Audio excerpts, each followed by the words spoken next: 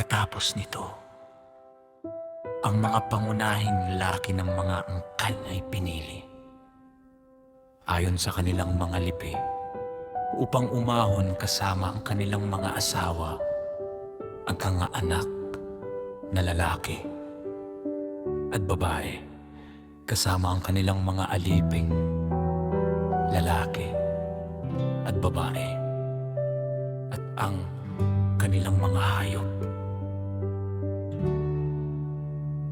At si Dario ay nagsama sa kanila ng 1,000 mga ngabayo,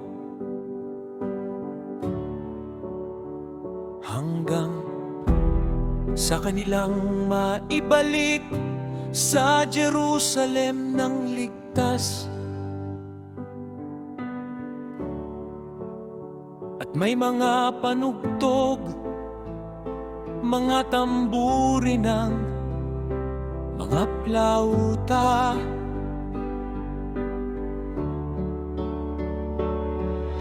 at ang lahat ng kanilang mga kapatid ay tumugtog, at kanyang pinahahon silang magkakasama. At ito ang mga pangalan ng mga lalaking umahon, ayon sa kanilang mga angkan sa gitna ng kanilang mga lipi.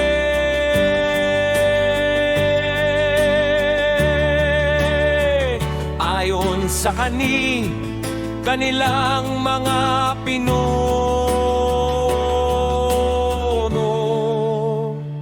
ang mga pari o kahan, ang mga anak ni Finis na anak ni Aran, si Jesus na anak ni Josede na anak ni Sarayas, at si Joachim na anak ni Zorobabel na anak ni Salatiel, sa angkan ni David mula sa lahi ni Fares, sa lipi ni Juda,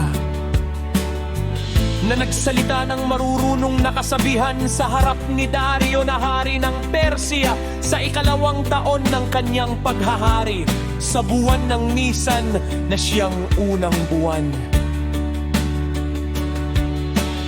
At ito ang mga taga-Judea na umahon mula sa pagkabihag, kung saan sila'y nanirahan bilang mga dayuhal na dinala ni Nabucodonosor na hari ng Babylonia patungong Babylonia.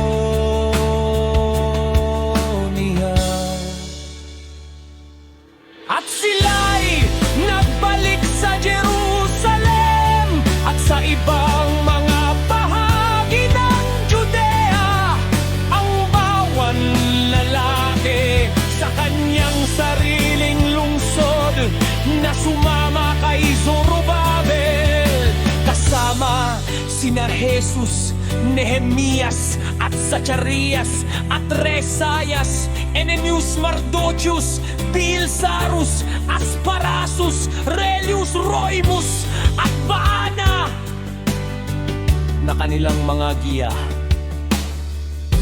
Ang bilang ng mga mula sa bansa at ng kanilang mga pinuno, mga anak ni Furros, 2,172.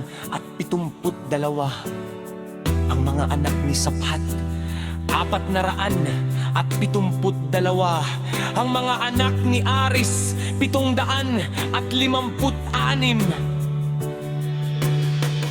Ang mga anak ni Faat Moab, 2,812. Ang mga anak ni Elam, 1,254.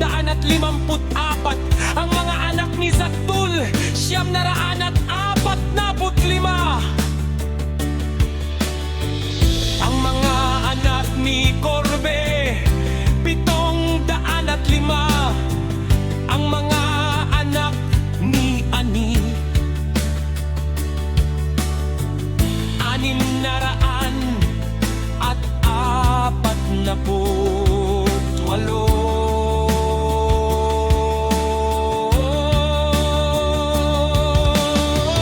Ang mga anak ni Bebay, 623. Ang mga anak ni Sadas, 3,222.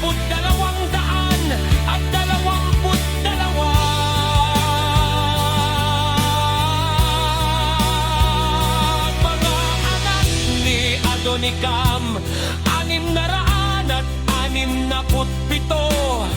Ang mga anak ni Bagoy, 2,066. Ang mga anak ni Adin, 454. Ang mga anak ni Ateresias, 72. Ang mga anak ni si Kaylan at Azetas, 67.